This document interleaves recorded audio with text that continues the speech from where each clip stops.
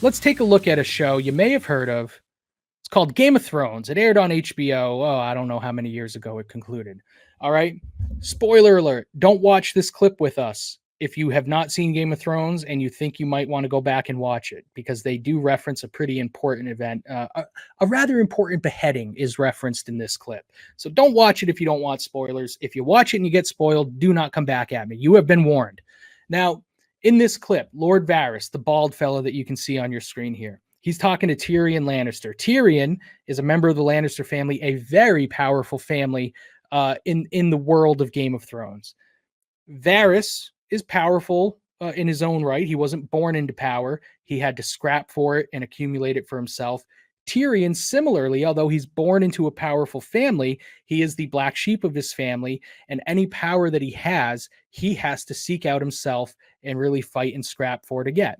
So these two characters, who have both had to work hard to acquire any kind of power in their lives, are having a discussion about the nature of power. And I think it includes a really valuable lesson, which is that perception is everything when it comes to power, whether that's in Game of Thrones or in the modern day workplace. So check out this clip.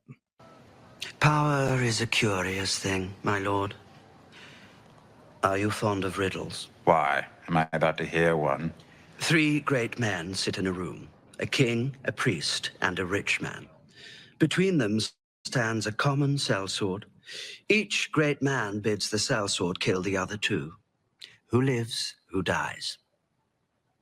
Depends on the sellsword. Does it? He has neither crown nor gold, nor favor with the gods. He has a sword, the power of life and death. But if it's swordsmen who rule, why do we pretend kings hold all the power? When Ned Stark lost his head, who was truly responsible? Joffrey, the executioner, or something else? I've decided I don't like riddles. Power resides where men believe it resides.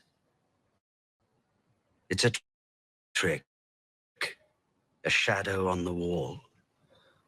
And a very small man can cast a very large shadow.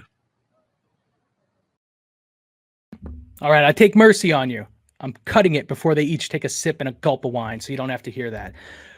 But that's the speech from Varys. I think it's a really interesting riddle. Basically, you've got the sellsword, an assassin, and he's caught between a king, a priest, and a rich man, each of whom is telling him to kill the other 2. Who has the power? And as Varys says, power resides where men believe it resides.